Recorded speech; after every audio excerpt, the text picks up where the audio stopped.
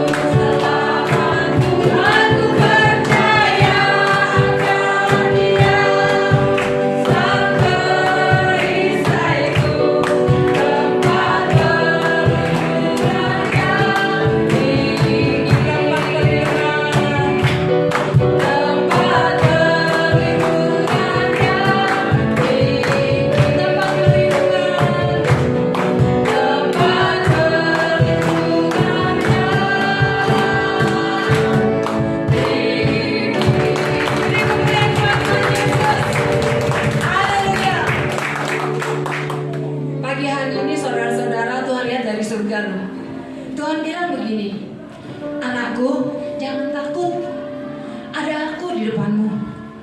Jangan takut segala permasalahan, persoalan, sakit, penyakit apapun, aku sanggup. Karena Tuhan pencipta langit dan bumi, Tuhan yang membebaskan kita dari belenggu dosa, Tuhan juga yang akan mengangkat kita.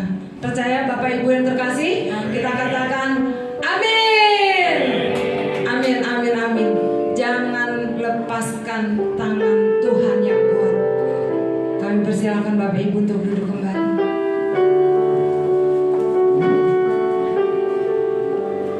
Tuhan Yesus, Engkau begitu mengasihi kami di tempat ini. Oleh sebab itu Tuhan, kami mau datang lebih lagi kepadamu Tuhan. Kami mau merendahkan hati kami. Kami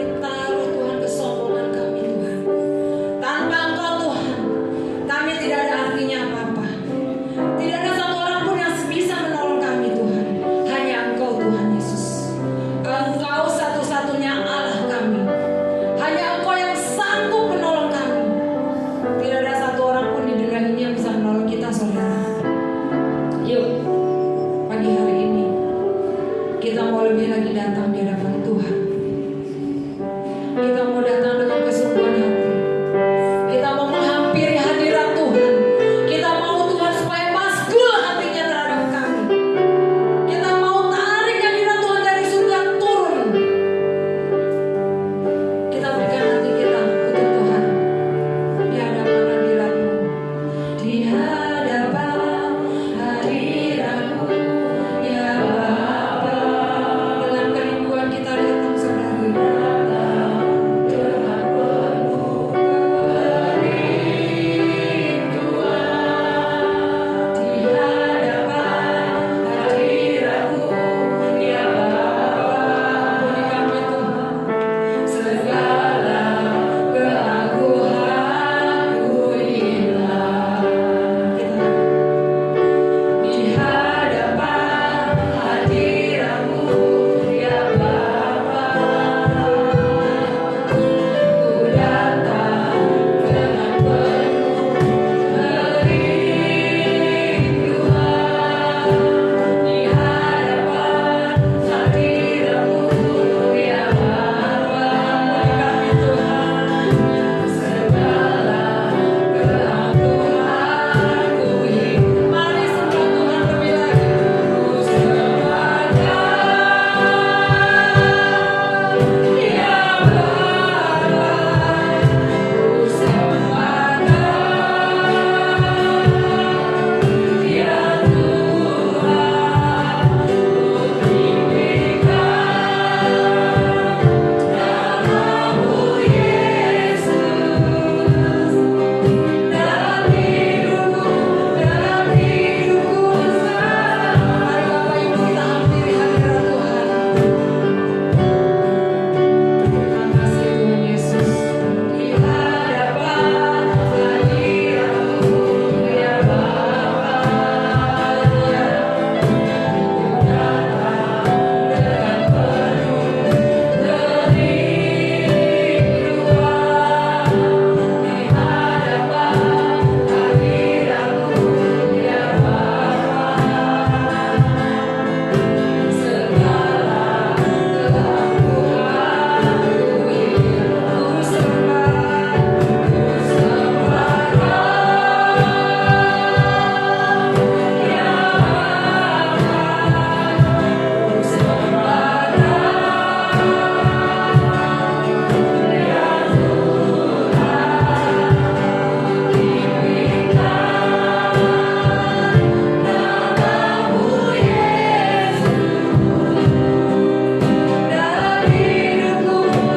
sembah Dia, ya Tuhan.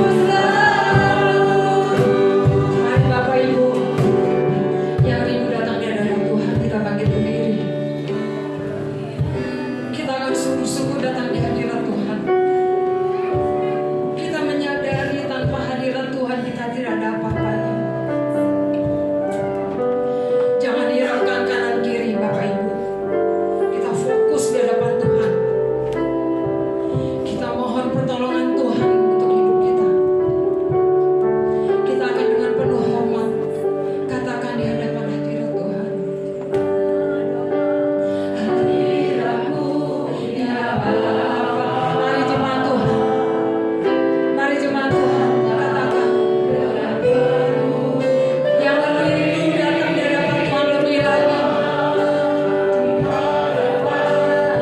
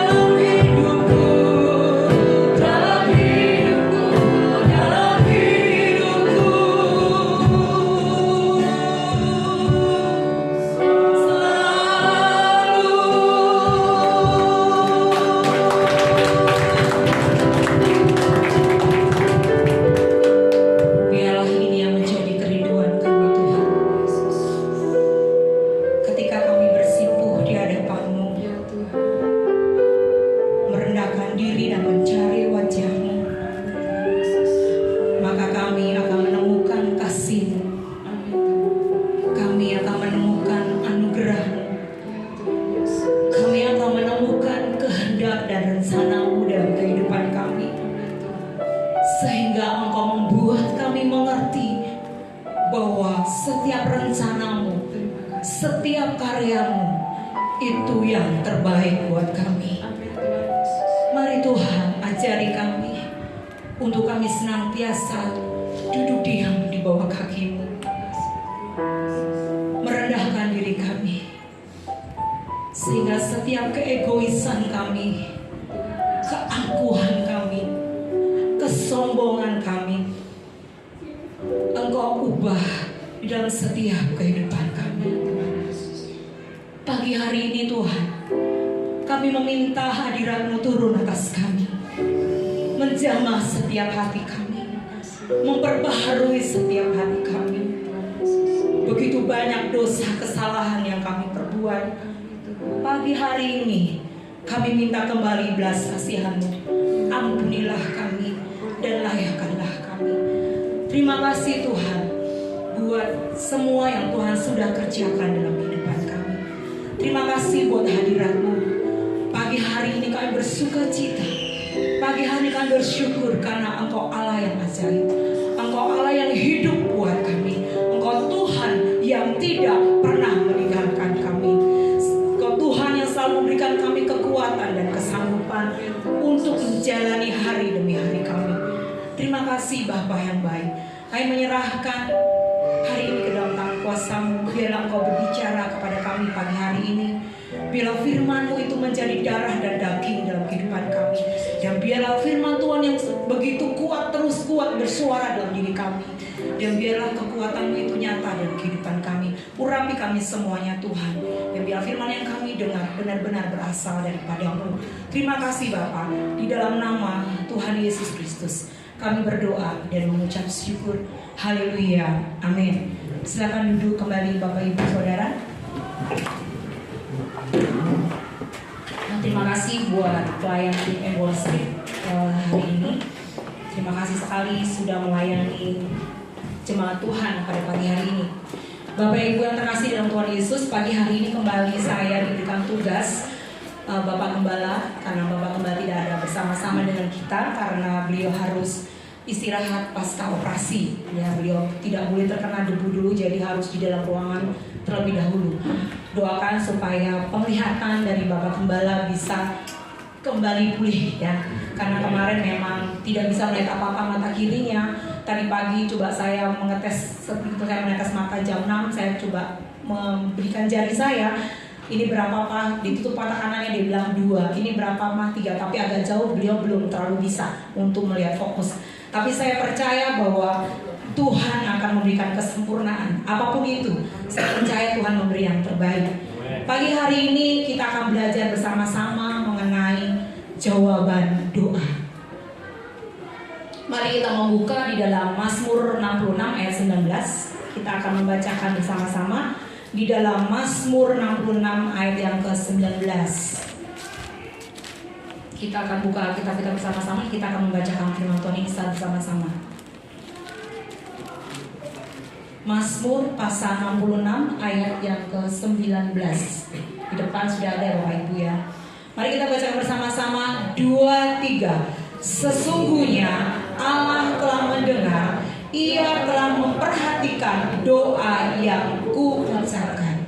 Di dalam Mazmur pasal 66 ayat 19 mengatakan dengan jelas bahwa sesungguhnya Allah telah mendengar, Ia telah memperhatikan doa yang kuucapkan. Jadi Bapak Ibu, ketika kita berdoa dalam setiap kehidupan kita, Allah itu mendengar. Amin. Tapi kadang-kadang kita bisa menjadi bosan dengan setiap doa-doa kita, betul? Kadang-kadang kita merasa lelah untuk kita berdoa. Kita merasa bahwa iya apa tidak Tuhan mendengarkan doaku. Terlalu panjang saya berdoa dari hari ke hari, dari bulan ke bulan, dari tahun ke tahun ya. Mungkin terus-menerus kita berdoa. Benar gak sih Tuhan itu mendengar doa saya? Kadang-kadang ada sebuah keraguan di dalam hati kita. Betul Bapak Ibu? Ada tanda tanya yang besar. Tuhan mendengar doa saya enggak? Tetapi mari kita lihat ayat berikutnya. Ia telah memperhatikan. Perhatikan Bapak Ibu kata memperhatikan. Memperhatikan ini berarti tidak hanya sekedar mendengar. Memperhatikan ini berarti apa? Tuhan mempertimbangkan dalam kebijaksanaannya dan kemahatauannya apa yang terbaik buat kita. Amin. Jadi ketika kita berdoa, Tuhan tidak hanya mendengar, tapi Dia memperhatikan. Memperhatikan bagaimana, Bu? Kok nggak dijawab-jawab? Kok lama banget? Kok nggak sempat sekali? Dia memperhatikan, artinya mempertimbangkan dalam kebijaksanaannya. Perhatikan Bapak Ibu, kebijaksanaannya. Dalam kebijaksanaannya dan kemahatauannya. Ya, karena Dia tahu yang terbaik buat kita. Amin. Doa bukanlah sekedar daftar yang kita tulis.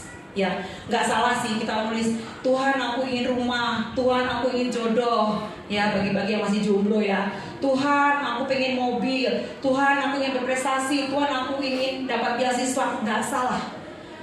Nggak salah sama sekali. Karena kita membuat daftar doa dari A sampai Z. Betul Bapak Ibu.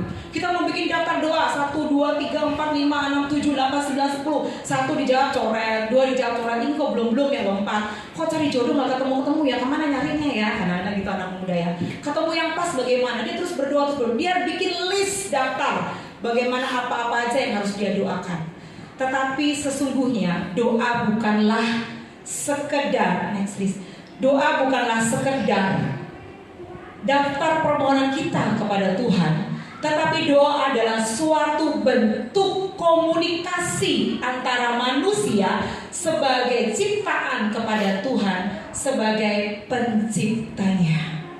Nah, kita harus sadar ini, bahwa doa itu tidak hanya berisi bahwa semua permohonan kita, keinginan kita. Gak salah sih, itu juga benar. Tetapi alangkah baiknya doa itu menjadi suatu bentuk komunikasi kita dengan Tuhan. Kalau kita mempunyai komunikasi dengan Tuhan yang baik, itu sangat enak. Contoh, orang tua misalnya punya komunikasi dengan anak, pasti enak. Betul? Anak akan mengerti orang tua akan mengerti anak. Kenapa? Karena ada komunikasi yang baik. Coba kalau kita jadi anak nih ya, misalnya nih Pak Agus nih, misalnya Yosi, adanya bilang, Pak, aku besok minta ini ya Pak, besok lagi minta ini ya Pak, besok lagi minta ini ya Pak. Lama-lama Pak Agus bilang, gedek, tahu gedek, gemes, minta terus. Gitu. Kapan kamu komunikasi dengan aku? Kapan kamu berbicara baik-baik dengan aku? Nah, sebenarnya doa ini yang sangatlah penting dalam kehidupan kita sebagai bentuk komunikasi antara kita dengan Tuhan. Bapak Ibu, ada sebuah istilah menyatakan bahwa doa adalah apa? Nafas hidup. Betul sekali Bu. Doa adalah nafas hidup orang percaya. Kalau kita nggak bernafas, kita apa? Mati.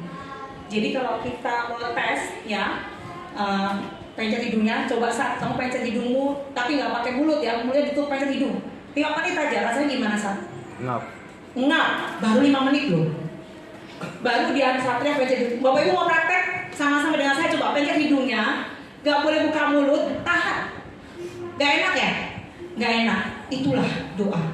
Jadi kalau kita tidak doa setiap saat, setiap hari, kita akan menjadi mati rohani kita. Kenapa? Gak ada komunikasi kita dengan Tuhan. Betul? Yang ada cuma daftar list permohonan, pergumulan, terus kapan nak kamu ngomong sama saya? Kapan nak kamu bisa mengerti saya? Itu hatinya Tuhan Bapak Ibu. Tapi karena kita hanya taunya keinginan daftar, jadi kita nggak tahu hatinya Tuhan bagaimana, kehendak Tuhan bagaimana. Dan kita tidak menyadari bahwa doa itu sangatlah penting dalam kehidupan kita. Kadang-kadang karena asiknya kerja, kita lupa namanya doa pagi, ya. Saya nggak tahu sih apakah Bapak Ibu setiap hari ada misbah doa pagi. Iya Bu, saya doa pagi tapi jam 11, itu udah siang Bapak Ibu. Saya doa pagi sih Bu, tapi jam 2 siang, udah siang. Doa pagi adalah pagi-pagi buta, seperti yang dilakukan Tuhan, berdoa pagi-pagi buta. Apakah kita melakukan hal ini dalam kehidupan kita? Kalau kita menyadari bahwa doa itu penting dalam kehidupan kita harus melakukan setiap saat, setiap menit dalam kehidupan kita. Amin. Kalau kita belum melakukannya, yang tahu hanyalah diri kita secara pribadi. Mari berubah dan bertobat, ya. Bapak Ibu, doa sebagai nafas kehidupan kita. Kalau kita tidak bernafas, berarti kita tadi apa? Mati rohani, ya. kita tidak tahu rencana dan kehendak Tuhan. Mari kita buka di dalam Mazmur 91 ayat 15. Mari saya minta tolong bisa dibacakan Bu Rini, Mazmur 91. Mazmur 91 ayat yang ke-15. Tuhan pasti menjawab doa kita di dalam Mazmur 91 ayat yang ke-15. Mazmur 91 ayat yang ke-15. Bila ia berseru kepadaku, aku akan menjawab. Aku akan menyertai dia dalam kesesakan. Aku akan meluputkannya dan memuliakannya. Amin. Dengan jelas dikatakan dalam Mazmur 91 ayat 15, bila ia berseru, yaitu kita, kepadaku, kepada Tuhan, aku akan menjawab. Jadi tidak ada kata Tuhan gak menjawab doa kita loh Bapak Ibu. Tuhan pasti menjawab doa kita. Cuman kadang-kadang kitanya yang gak sabar, kitanya yang gak bisa menguasai diri kita, ya. Dengan jelas mengatakan Tuhan, bila ia berseru kepadaku, aku akan menjawab. Aku akan menyertai dia dalam kesesakan. Aku akan meluputkan dan memuliakannya. Tuhan pasti menjawab doa umatnya. Tetapi Tuhan tidak selalu berkata iya atas setiap doa-doa kita. Ya, kadang-kadang ini yang bikin kita kecewa. Kalau tidak sesuai dengan keinginan kita, tidak sesuai dengan kemauan kita, kemudian kita menjadi apa? Marah sama Tuhan. Kita ngambek sama Tuhan. Mari kita melihat bagaimana jawaban Tuhan atas doa-doa kita. Yang pertama adalah jawaban doa yang pertama adalah iya. Jawaban doa iya ini sangatlah dinanti-nanti kita, betul nggak? Kalau jawaban Tuhan iya, kita senang nggak? Senang. Misalnya Pak Sandi berdoa, Tuhan tahun ini yang punya rumah, Tuhan benar-benar kasih rumah nih sama Pak Sandi. Happy banget ya. Saya sedang rumahnya beliau yang baru. Puji Tuhan ya. Senang banget pasti. Ya sampai puasa 100 hari, bayangin Bapak Ibu ya. Luar biasa. Untuk menjawab jawaban doa iya sampai puasa tempuh 100 hari. Tuhan menjawab iya, pasti ada kesukaan, ada kegembiraan dalam hati kita karena doa-doa kita dijawab Tuhan.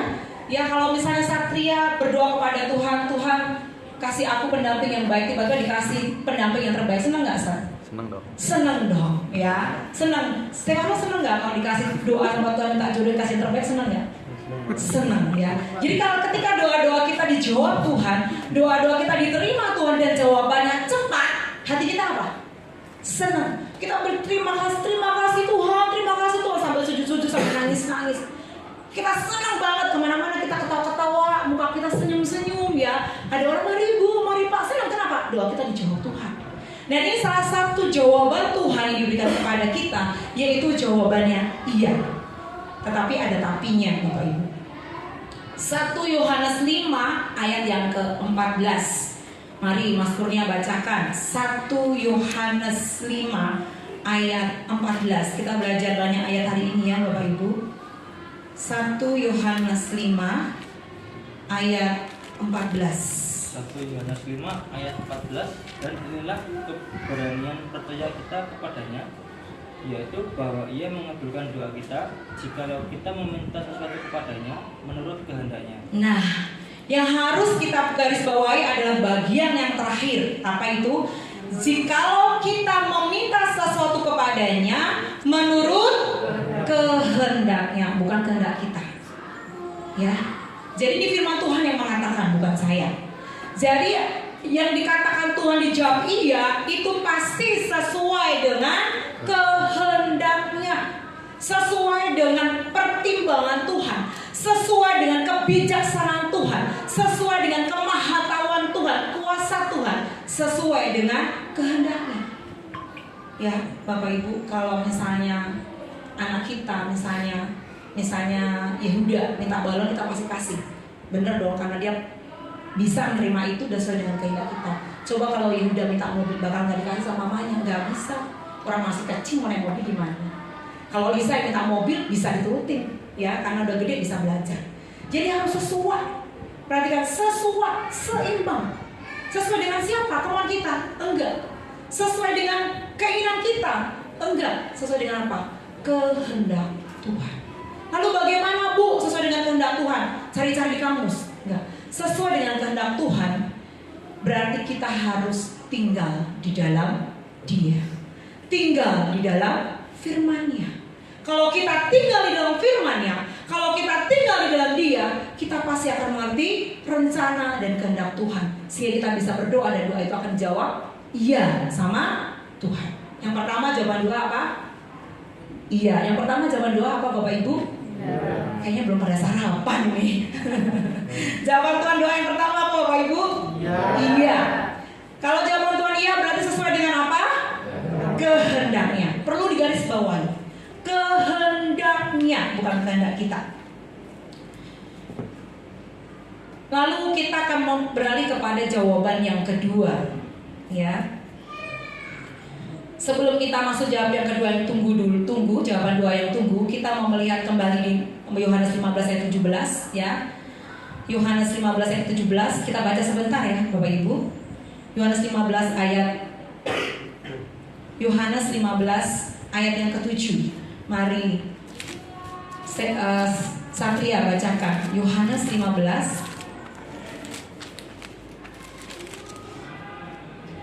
ayat yang ke-7. Yohanes 15 ayat 7. Jikalau kamu tinggal dalam aku dan firmanku tinggal di dalam kamu, mintalah apa saja yang kamu kehendaki dan kamu akan menerimanya. Ya, amin. Kita harus tinggal dalam firman, dan firman Tuhan itu harus tinggal di dalam kita. Kehendak Tuhan ada dalam firman-Nya. Kita harus menyadari bahwa kehidupan yang berpusat pada firman Tuhan bukanlah kehidupan kegelapan di dalam dosa. Perhatikan Bapak Ibu, kita nggak boleh kompromi dengan dosa. Bohong-bohong dikit boleh nggak Bu? Enggak lah, jangan ya, lebih baik janganlah. Dimarahin nggak apa-apa, asalkan jujur. Ya, bisa ya.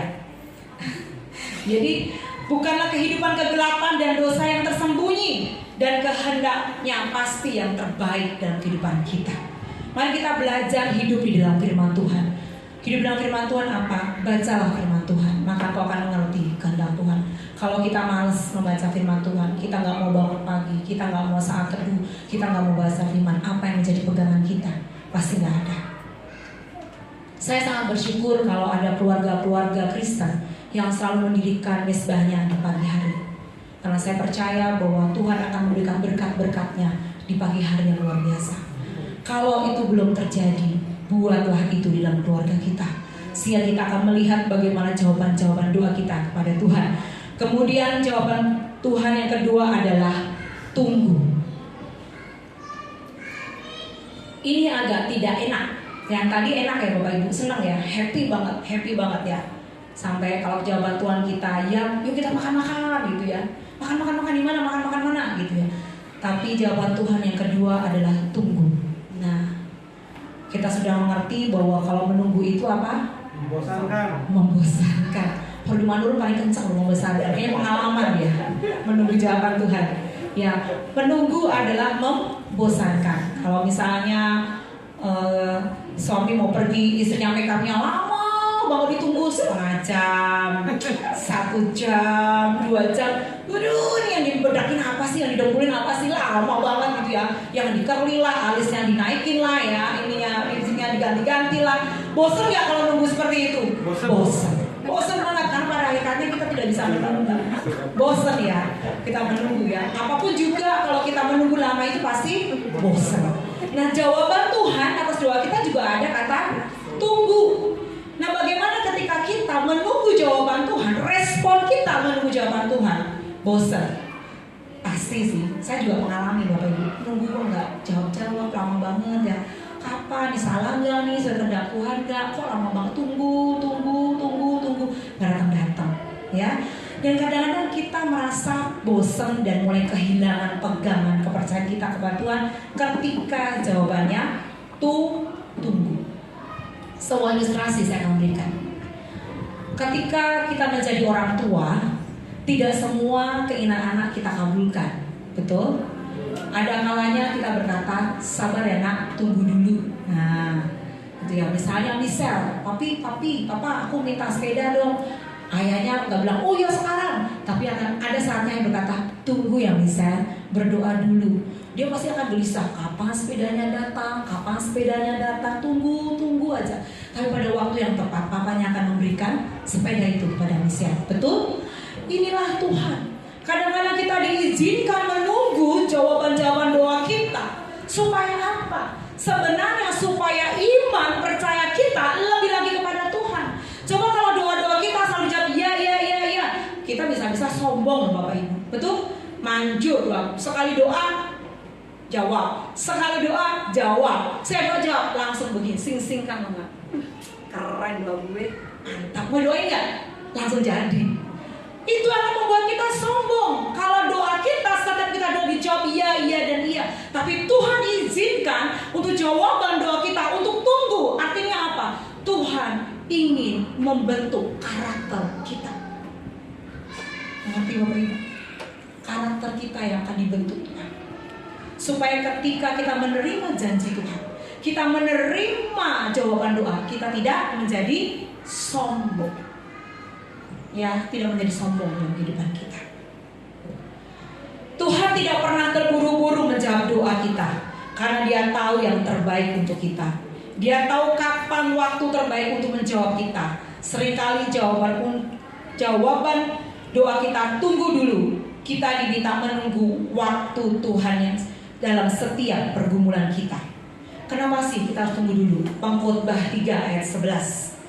Minta tolong Lisa untuk membacakan Pengkhotbah 3 ayat 17.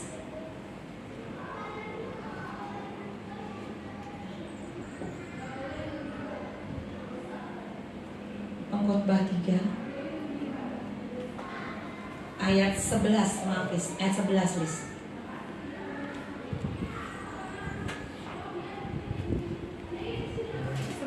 Kukatakan kepadamu supaya sukacita. Pengkhotbah 3 ayat 11. Yes.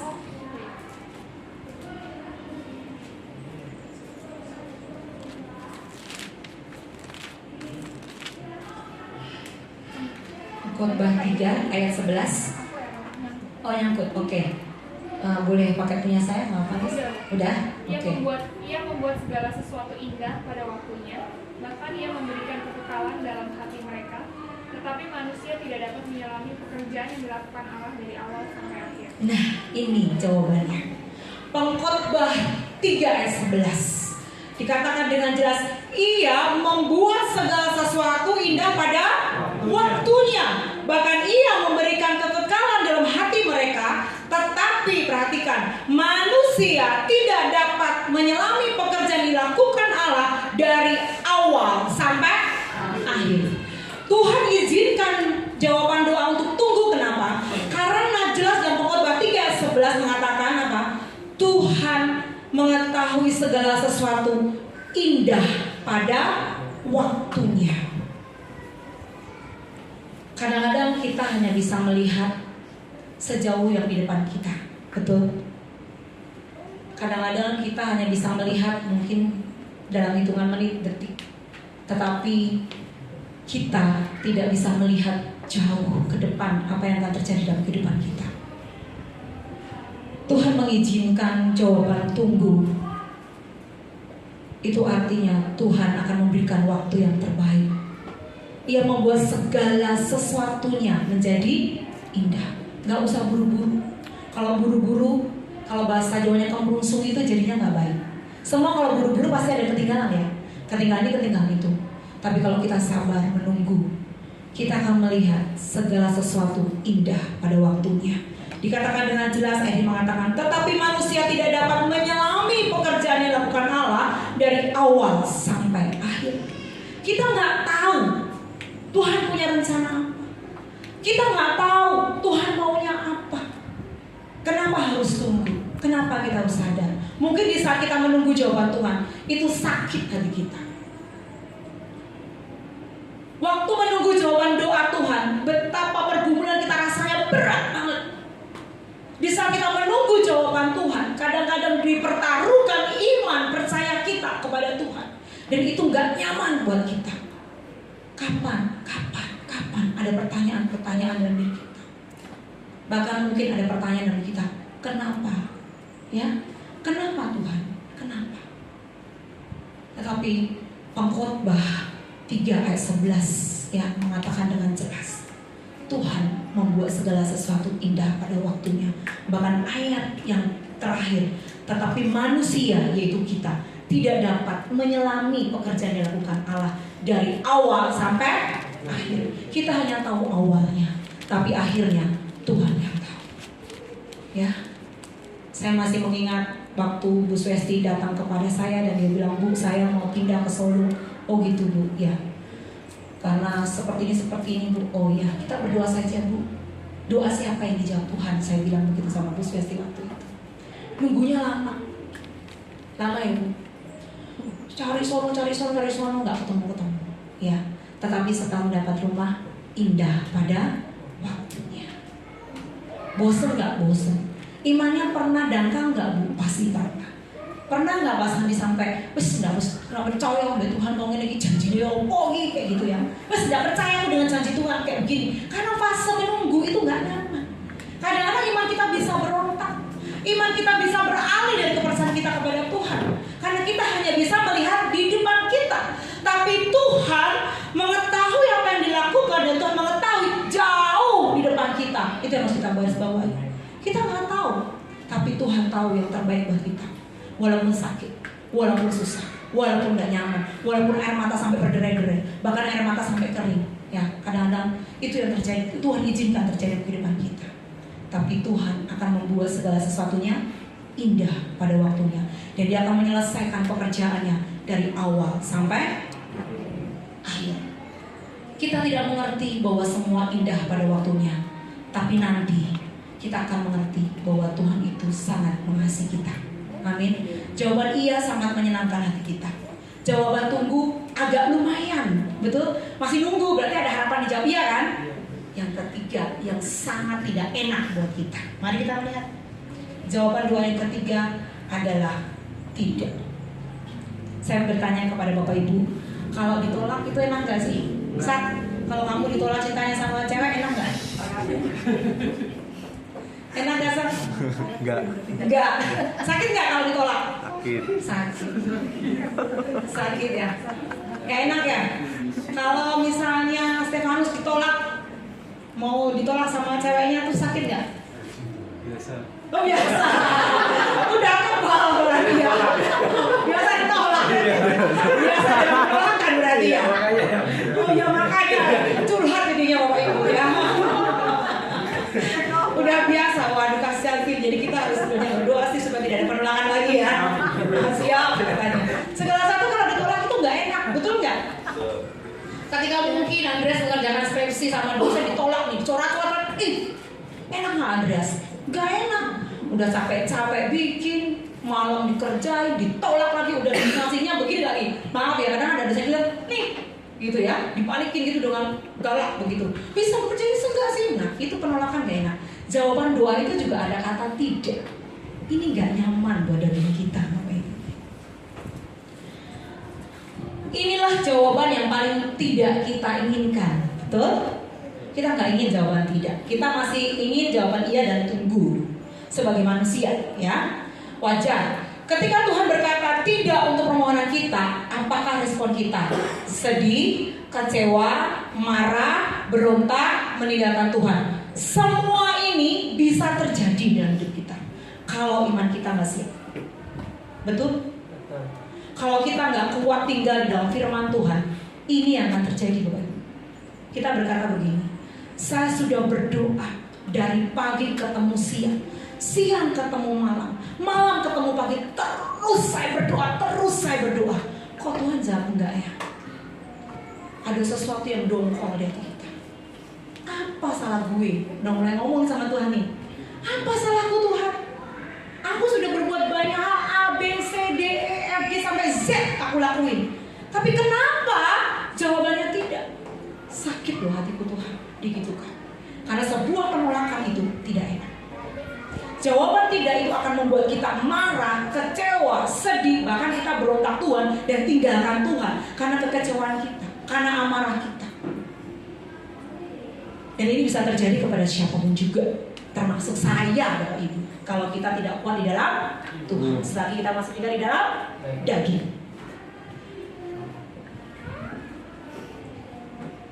Kalau kita menjadi sedih, kecewa, marah, berontak, apakah akan ada hasil yang kita terima? Enggak. Yang ada kita makin terpuruk, kita makin jatuh, kita makin hilang, kita makin gak tahu iman kita kemana, dan akhirnya menjadi anak yang terhilang, anak yang tersesat. Karena hanya doa kita dijawab tidak dan ada penolakan. Kita nggak tahu bahwa Tuhan sekali lagi dalam Khotbah 3 ayat 11 mengatakan Tuhan tahu menyelesaikan pekerjaannya dari awal sampai akhir. Kita nggak pernah tahu akhir, kita hanya tahu awal. Kadang pertengahan juga kita nggak tahu. Mari kita melihat di dalam Matius 26 ayat 36 sampai 46. Ini adalah bagaimana Tuhan di Taman Getsemani, ya. Kita akan melihat di dalam Matius 26 ayat yang ke-36. Mari. Di Taman Getsemani, kita akan membacain, kita bisa membacain di rumah karena ayatnya terlalu panjang, ya. Di dalam Matius 26 ayat 36 ayat yang ke-46 di sini adalah bertemakan, kalau kita melihat di atasnya, di Taman Getsemani.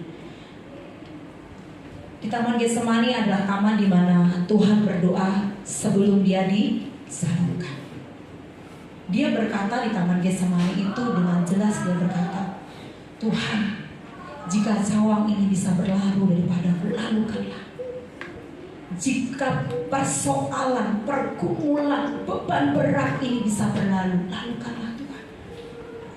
Aku gak sanggup. Gak sanggupnya Tuhan itu dari kata apa? Keringatnya menetes seperti darah. Kalau orang-orang mengalami hal ini, berarti rasa ketakutannya sudah sangat tinggi. Saya masih ingat Bapak Ibu ketika Bapak operasi pertama otak yang dia kena begal di Cirebon.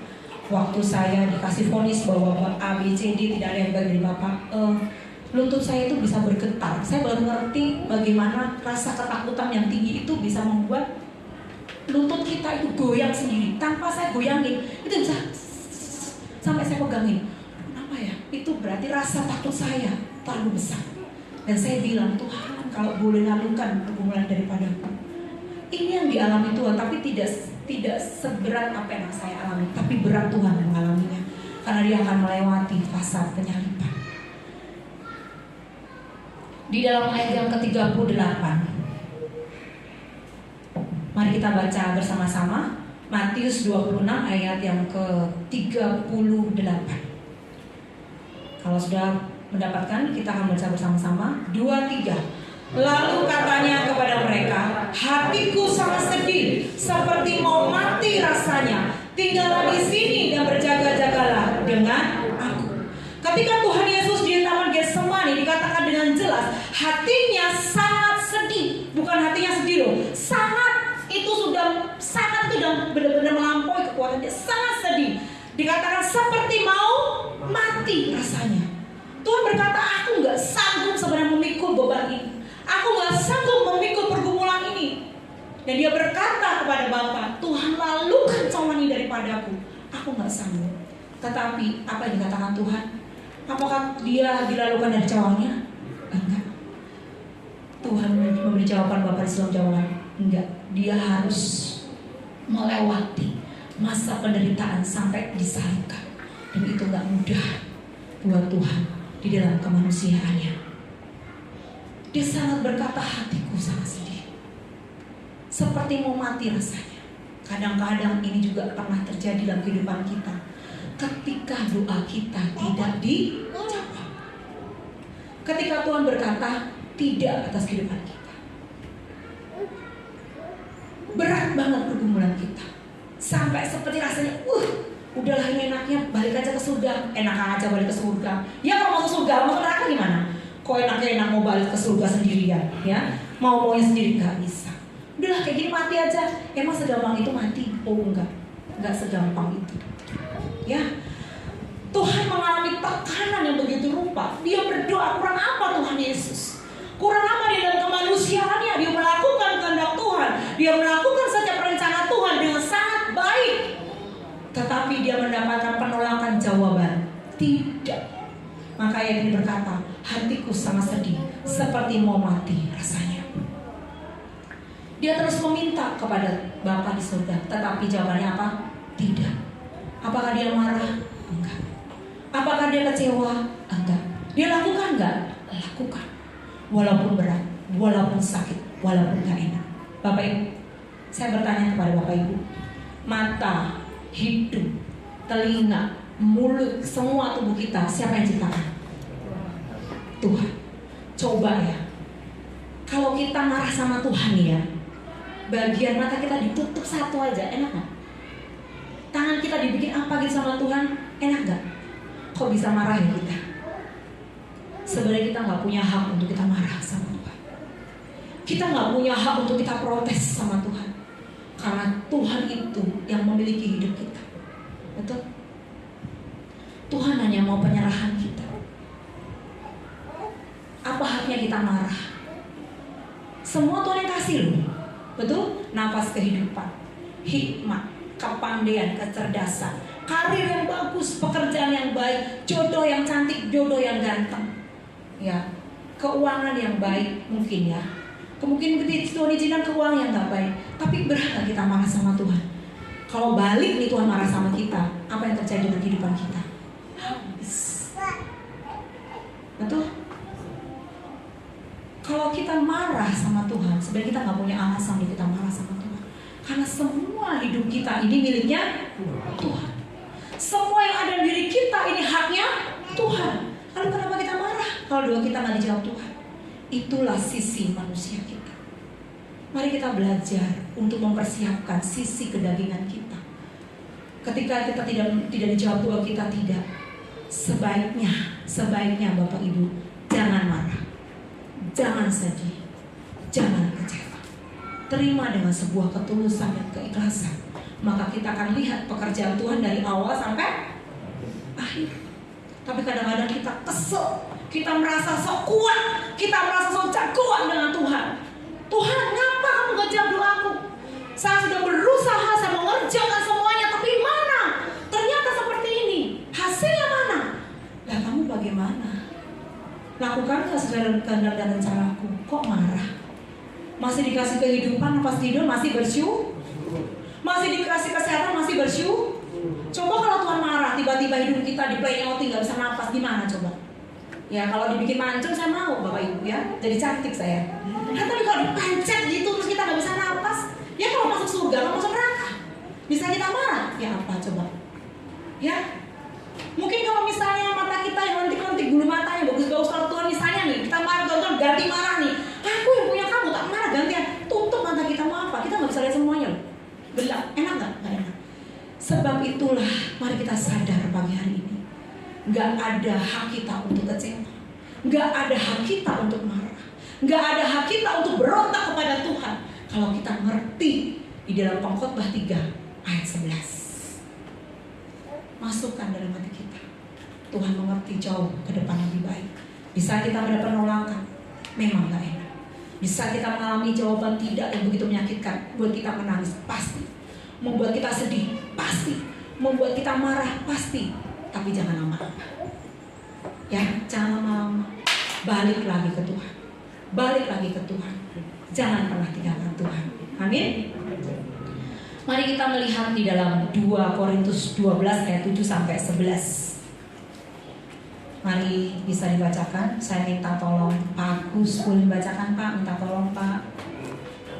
2 Korintus 12 ayat 7 sampai dengan yang ke-10 Pak.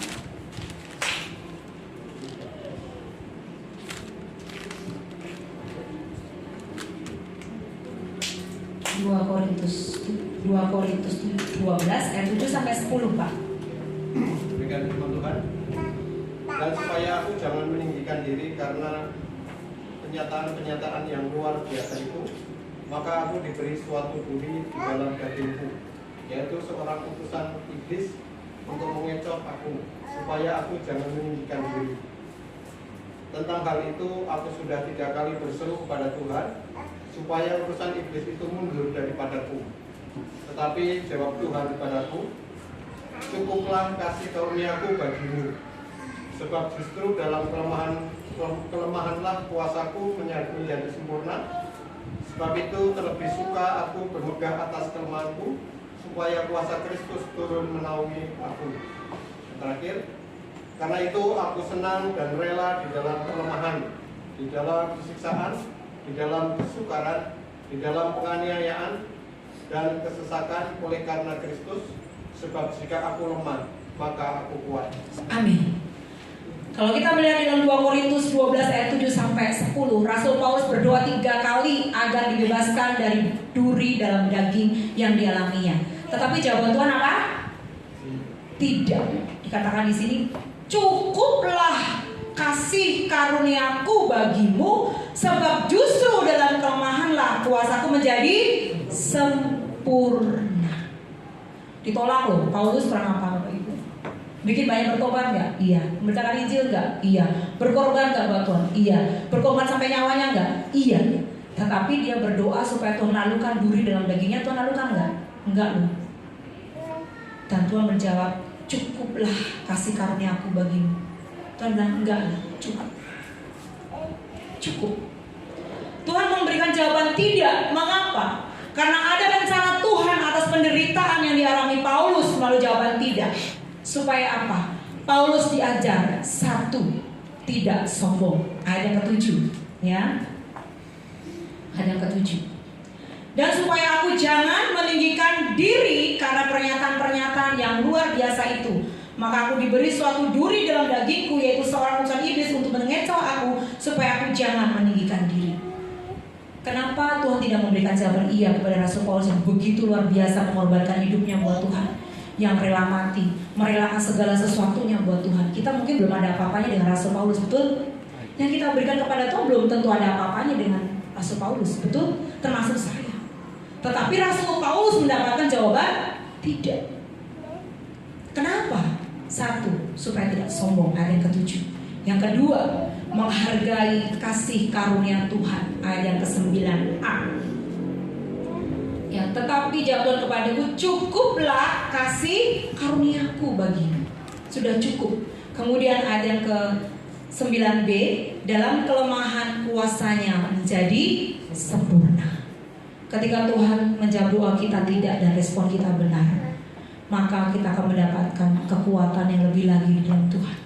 Hari-hari ini, apa yang menjadi pergumulan kita? Mungkin Bapak Ibu dengan anak-anak berbeda mempunyai pergumulan masing-masing. Apa yang menjadi pergumulan kita hari-hari ini? Apakah Tuhan sudah menjawab atau belum? Apa Tuhan sudah menjawab iya? Tunggu bahkan Tuhan mengatakan tidak. Jika Tuhan mengatakan tidak, apa respon kita? Apakah kita mau marah? Apakah kita mau berontak kepada Tuhan? Saya berharap ini tidak terjadi atas kehidupan kita, supaya genap rencana Tuhan dalam kehidupan kita. Tapi dibutuhkan sebuah kesabaran, dibutuhkan sebuah keikhlasan, di mana keegoisan kita dihabiskan, kesombongan kita dihancurkan. Ya, bagaimana kita bisa menghargai pekerjaan Tuhan dan kasih Tuhan dalam kehidupan kita? Kita masih bisa bersyukur dari sisi yang lain. Mungkin hari-hari ini kesehatanmu yang dihabiskan, tetapi engkau masih mempunyai nafas kehidupan, masih bersyukur. Mungkin hari ini ekonomimu yang dihabiskan, tapi kau masih bisa makan 3 kali sehari, masih bersyukur. Mari kita melihat bahwa Tuhan mempunyai rencana yang baik. Satu kesaksian, waktu Bapak Gembala operasi yang terakhir di Primaya, setiap hari saya berdoa, gak kurang-kurang Bapak Ibu. Pagi, malam, jam 2 pagi, jam 3 pagi, saya berdoa, saya tumpangi matanya, saya berdoa sembuh, jadilah sembuh, melihat dengan baik. Itu harapan dan doa saya, ya Bapak Ibu. Tetapi begitu sudah selesai operasi angkat silikon dan pasang gas, waktu periksa minggu pertama hasilnya baik, karena Bapak bisa melihat warna, huruf, membaca tulisan E, apa semuanya bisa. Di minggu yang kedua terjadi sesuatu. Tiba-tiba Bapak bilang sama saya gini, kok mataku jadi gelap ya? Saya agak kaget. Gelap gimana maksudnya? Lampu nggak nyala atau gimana? Nggak bisa lihat apa-apa. Aku nggak bisa lihat kamu. Saya bilang, ini berapa? Nggak tahu. Di minggu yang kedua, mata Bapak nggak bisa lihat apa-apa. Dalam benak saya ketika Bapak sudah operasi dan diganti gas, udah happy saya. Terima kasih Tuhan, terima kasih udah bisa melihat kan. Minggu pertama bisa melihat, warna juga bisa melihat. Begitu minggu kedua, mata Bapak bisa lihat. Saya mengira Tuhan memberikan jawaban iya atas doa saya. Tetapi saat itu Tuhan memberikan jawaban apa?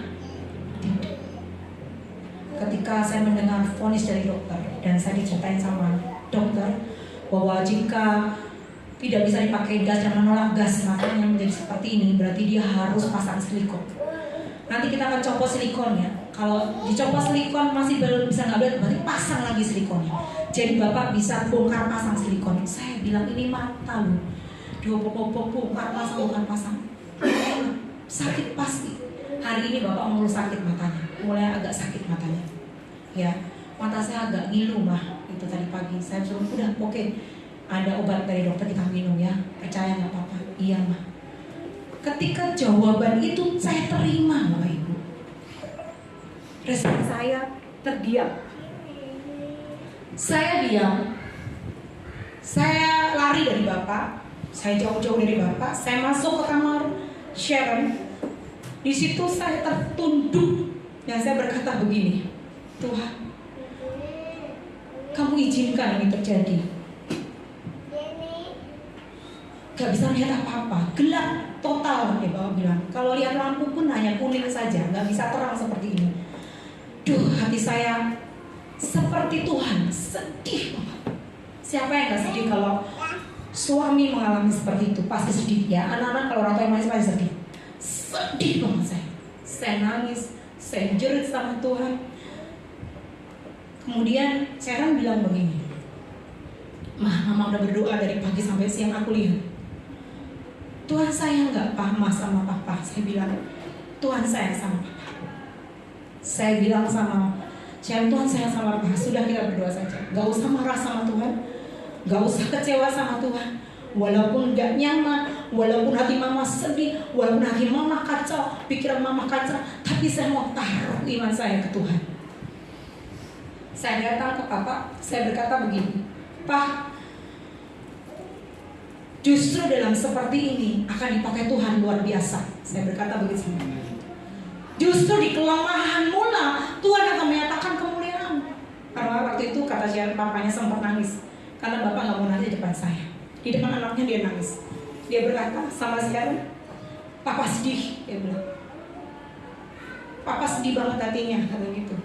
Kalau harus operasi terus, itu nggak nyaman buat matanya. Dan dokter juga bilang bahwa ini vonis dokter yang berbilang bahwa ketika dioperasi lagi itu akan semakin menurun. Tetapi saya berkata sama Bapak, saya bilang, justru Pak, disinilah aku akan menjadi saksi. Ayo Pak, bangkit. Ayo bangkit. Ketika saya mengatakan demikian, air mata Bapak turun. Saya nggak pernah lihat Bapak nangis selama saya pernikahan dengan beliau. Baru waktu kemarin saya melihat dia meneteskan air mata.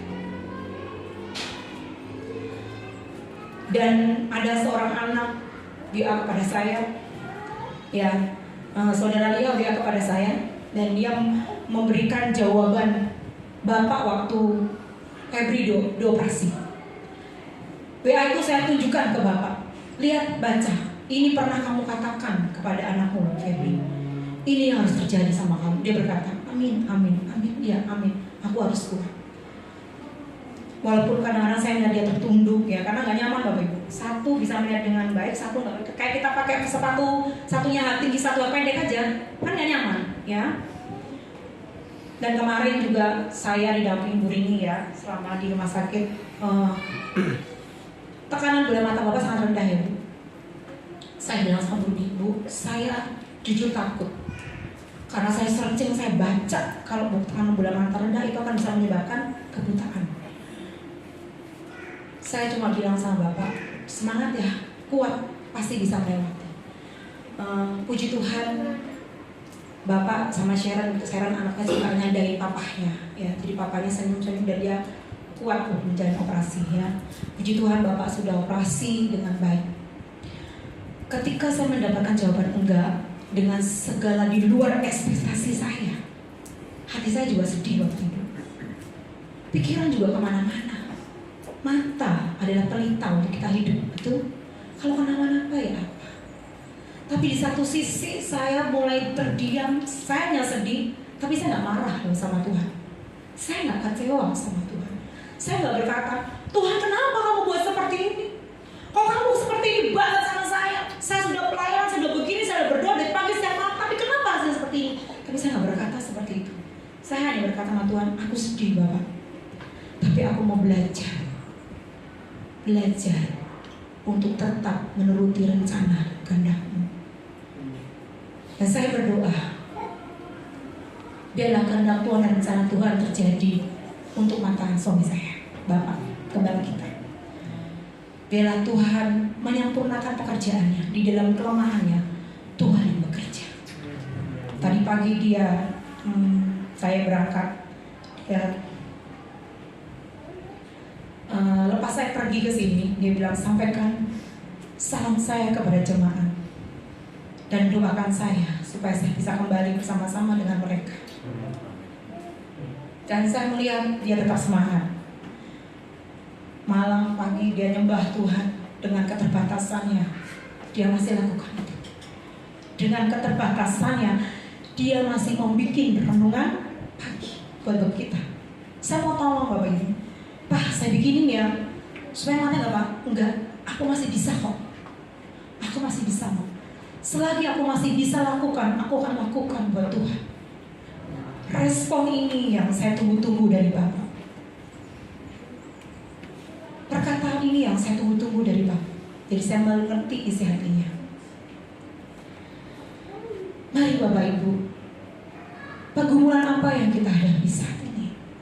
Ekonomi, keluarga, suami, pasangan hidup, sekolah, pekerjaan. Mari kita mau datang ke Tuhan. Kalaupun Tuhan izinkan yang tidak baik dalam hidup kita, mari kita ingat Pengkhotbah 3 ayat 11. Indah pada waktunya. Tuhan melihat pekerjaan dari awal sampai akhir. Mari jangan biarkan hatimu kecewa. Jangan biarkan hatimu terpuruk. Jangan biarkan engkau marah dan berontak kepada Tuhan dan tinggalkan Tuhan, tinggalkan persekutuan, tinggalkan gereja, tinggalkan doa, tinggalkan firman-Nya, dan kau berjalan sendiri, makin hancur kita. Tapi mari balik, lihat bagaimana Tuhan sudah menyertai kita dengan kebaikan Tuhan. Bagaimana Tuhan menyertai kita dengan luar biasanya dan keajaibannya. Dengan segala kebijaksanaannya, Dia memberi yang terbaik dalam kehidupan kita. Mari kita mau berkata kepada Tuhan, biarlah rencana dan kehendak-Mu itu yang jadi atas hidup kami. Bukan kehendak-Ku, bukan rencana-Ku. Satu titik, Bapak berkata begini sama saya. Hari malam kita berdoa dan dia berkata begini, andai kata, dan ini Bu Rini juga pernah mendengar ya Bu, andai kata Tuhan izinkan, dia berkata begini, andai kata Tuhan izinkan mata saya buta sebelah kiri, saya akan tetap mengucap syukur. Saya akan tetap melayani Tuhan. Saya tidak akan pernah berhenti. Dan saya akan tetap berlari menyelesaikan pekerjaan Tuhan dan melayani jemaat yang Tuhan sudah percayakan. Di titik itu saya nangis, saya bilang, oke, sepakat. Bapak Ibu, mari mungkin jawaban doa kita ketika Tuhan menjawab iya dan tunggu. Masih ada hati kita bersyukur, masih ada hati kita happy. Tapi bagaimana ketika Tuhan tidak menjawab doa kita dan berkata dengan tegas, tidak. Siapkah kita dengan jawaban itu? Belajar dari Tuhan Yesus dan Paulus ketika jawaban doanya tidak. Yang pertama, jadilah kehendak-Mu, bukan kehendak-Ku. Kemudian kedua, menerima apapun pencobaan itu dengan senang dan rela, ikhlas, dan setiap rencananya pasti akan tergenapi dalam kehidupan kita. Mari kita mau bangkit berdiri bersama-sama.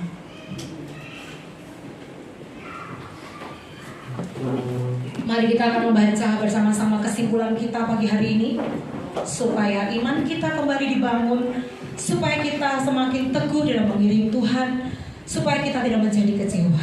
Mari Bapak Ibu, kita akan bacakan bersama-sama kesimpulan firman Tuhan yang kita belajar bersama-sama pagi hari ini. 2, 3. Doa bukanlah cara untuk memaksa Tuhan mengikuti apa yang kita mau.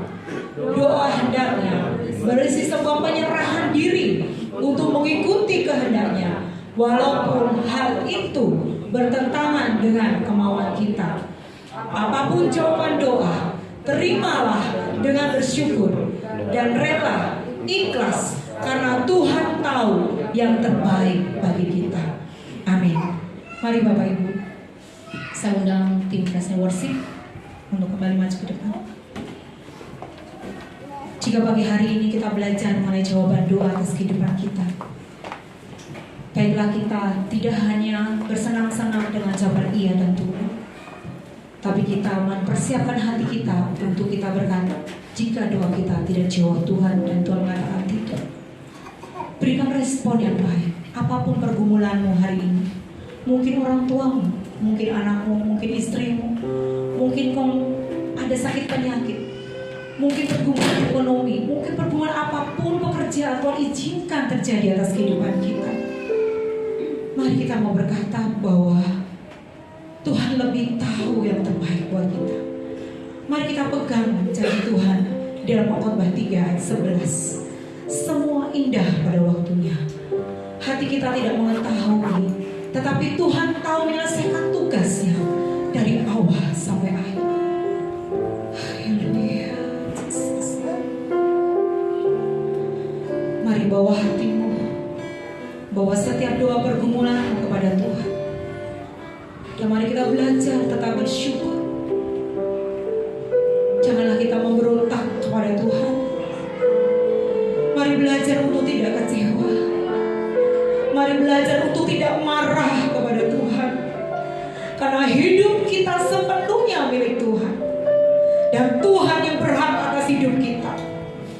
Kalau hari ini kita masih ada, kita masih kuat berdiri, kita sehat, Tuhan mengasihi kita. Mungkin Tuhan izinkan pergumulan terjadi, mungkin Tuhan izinkan permasalahan terjadi. Mari beri respon yang terbaik. Mari beri respon hatimu yang terbaik buat Tuhan. Mari sembah Tuhan.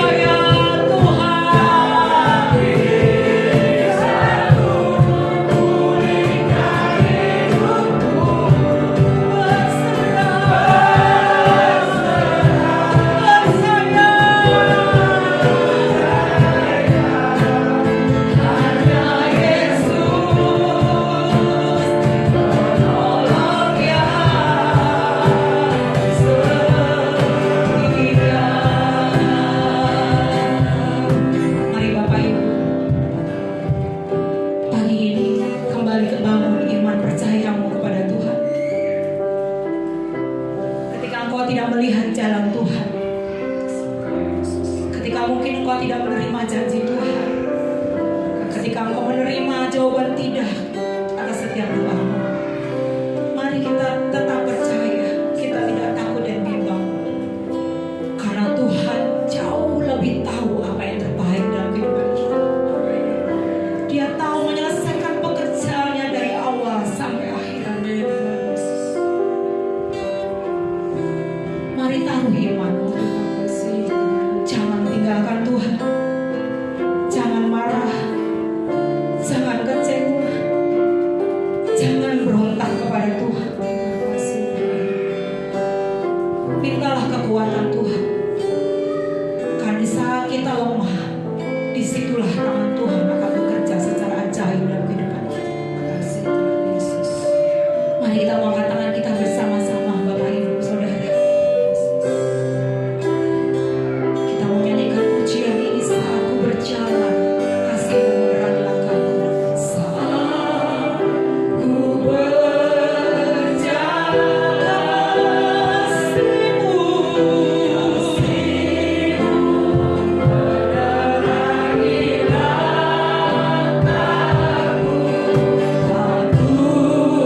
Takut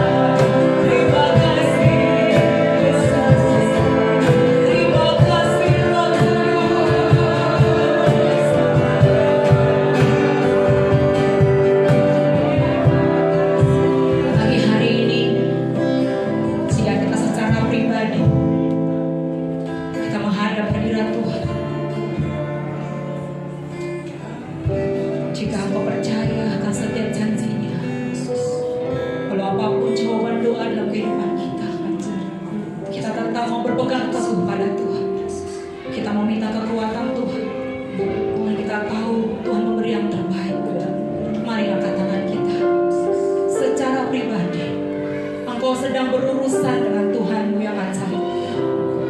Engkau sedang berurusan dengan Tuhan yang hidup, bukan dengan saya, tapi dengan Yesus. Pagi hari ini mari kau berurusan secara pribadi kepadanya.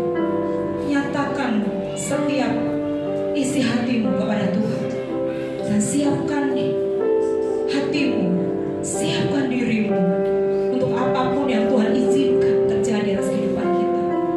Karena Dia tahu yang terbaik, yang sanggup memulihkan setiap hidup kita. Mari kita berserah, mari kita percaya hanya Yesus, hanya Yesus penolong yang setia. Jesus, terima kasih.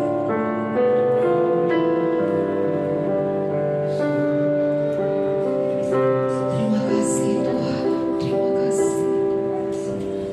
Kau lebih tahu yang terbaik bagiku.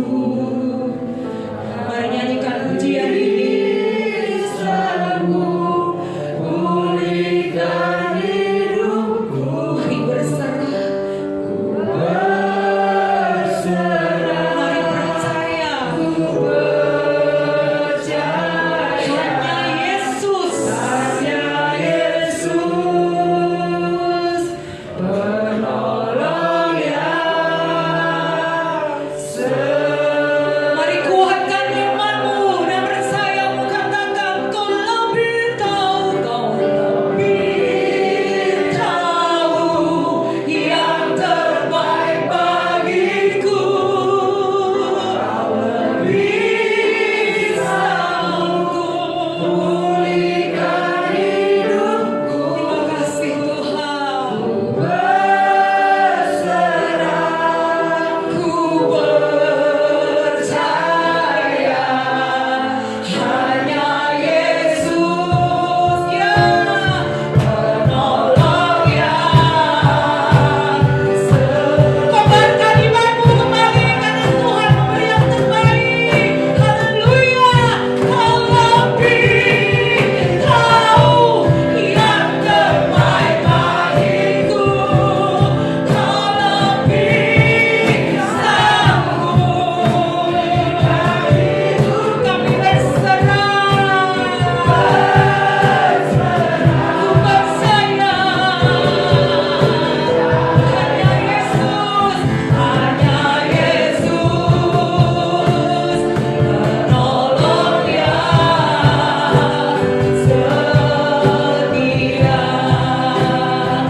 Hanya Yesus. Saya undang Bapak Agustinus untuk berdoa kebenaran firman Tuhan.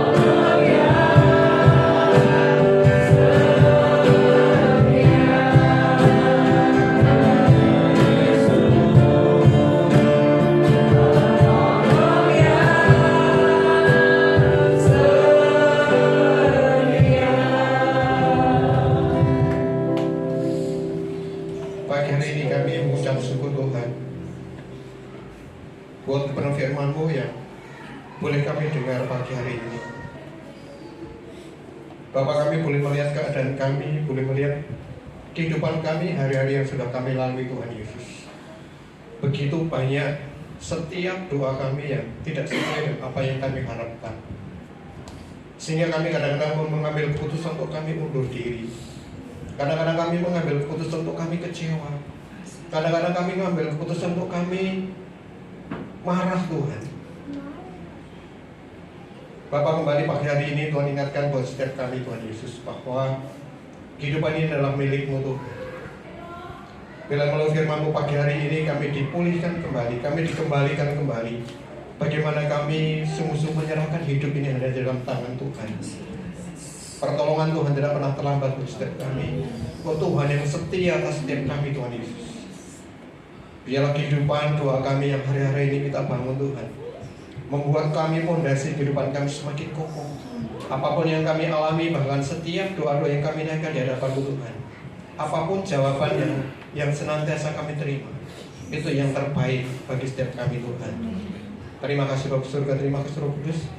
Kami bersyukur buat Budia yang telah menyampaikan firman-Mu pada pagi hari ini.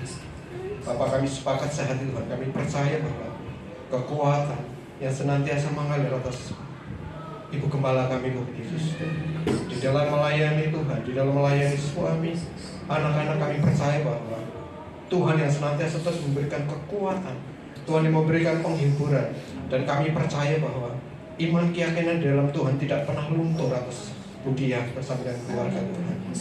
Terima kasih Bapak surga, terima kasih Roh Kudus. Kami bersyukur buat pagi hari ini. Biar firman-Mu Tuhan tanam dalam hati kami, bertumbuh dan berbuah di tengah kehidupan kami, sehingga kami semakin kokoh di dalam Tuhan. Terima kasih Bapak, dalam nama-Mu yang mengucap doa. Haleluya. Amin. Terima kasih untuk Ibu Gembala Budia yang menyampaikan firman. Kami persilakan untuk jemaat duduk kembali. Mari Bapak Ibu, hari ini hari yang luar biasa. Hari ini mata Tuhan tertuju untuk jemaat di tempat ini. Kita mau bersatu hati, kita mau terus mengandalkan Tuhan. Jangan mundur. Kita mau maju bersama Tuhan. Amin Bapak Ibu. Jangan takut. Kita punya Allah yang besar. Jangan takut untuk kita menunggu jawaban doa kita. Tuhan akan memberikan jawaban yang tepat pada waktunya. Amin Bapak Ibu. Semangat, kita akan maju bersama. Kita tidak akan goyah. Kita akan saling menguatkan satu dengan yang lain. Beri kemuliaan buat Tuhan Yesus. Bapak Ibu, saat ini Tuhan kasih kesempatan buat kita untuk memberikan yang terbaik bagi Tuhan. Kami undang untuk petugas kolektif. Terima kasih Bapak, kami mengucap syukur kepada atas kebaikan-Mu yang selalu menyertai kami Bapak. Dan sampai saat ini kami bisa bersorak-sorai untuk memuji bagi Tuhan. Kepada kami Tuhan, kepada Kau pimpin, kami sudah mengalami lawatan Tuhan, kami sudah merasakan hadirat Tuhan. Firman-Mu yang luar biasa Tuhan, yang selalu menguatkan kami. Firman itu Tuhan jadi roh dalam hidup kami. Apa yang baik, kami tetap lupa untuk selalu memohon kepada-Mu. Apapun yang kami alami saat ini Tuhan, beri kami kekuatan, beri kami kemampuan agar kami kuat menghadapi apapun. Kami jangan bersungut-sungut, jangan saling menyalahkan, jangan berontak, jangan kami sedih, agar kami semangat terus di dalam Tuhan. Bapak yang baik, kami percaya hanya Engkau lah penolong kami Tuhan. Engkau sanggup memberikan jalan keluar yang terbaik bagi kami semua umat-umat-Mu. Bapak yang baik, kami berdoa buat negara kami Indonesia ini Tuhan. Kami serahkan semua kepada-Mu, biarlah Tuhan memberkati negara kami ini. Berkati semua Tuhan, kepala negara kami, semua jajarannya Tuhan berkati, dan mereka Tuhan melakukan tugasnya dengan benar dan takut akan Tuhan. Bapa yang baik, sebentar lagi kami Tuhan mau pulang, kami hanya berserah kepada-Mu, biarlah Engkau berkati kami melalui hamba-Mu.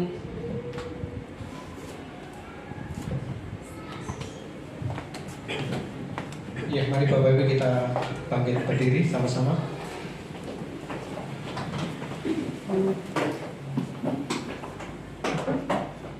Kembali kami menyerahkan gembala kami di dalam tangan-Mu Tuhan Yesus.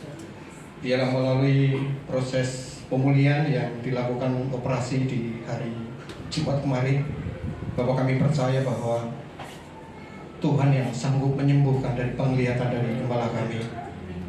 Pemulihan dan pemulihan boleh Tuhan nyatakan sehingga gembala kami boleh sembuh dengan sempurna. Terima kasih Bapak surga, kami menyerahkan keluarga hamba-Mu Tuhan Budia bersama dengan putrinya Sasa maupun Sharon Tuhan. Bapak kami percaya bahwa iman di dalam Tuhan yang senantiasa terus bertumbuh di tengah keluarga ini. Pengharapan di dalam Tuhan tidak pernah mengecewakan bagi keluarga ini Tuhan Yesus. Kami mendukung keluarga ini Tuhan menjadi gembala pemimpin di tempat ini. Biarlah Tuhan yang terus semakin ke depan, semakin bawa naik, semakin mengenal, makan mengalami Tuhan di tengah-tengah kehidupannya. Terima kasih Bapak surga, terima kasih Roh Kudus. Bapak Ibu, mari kita angkat tangan kita di hadapan Tuhan. Arahkan hati kita pada Bapa di surga.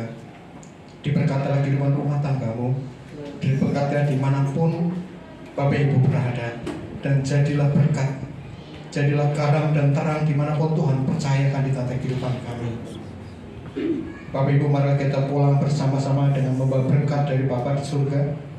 Kiranya kasih karunia dan damai sejahtera Allah menyertai kita mulai siang hari ini sampai Tuhan Yesus datang kedua kalinya, menjemput kita di awan yang permai, sehingga kita hidup kekal bersama dengan Dia. Yang percaya sama-sama katakan, Amin.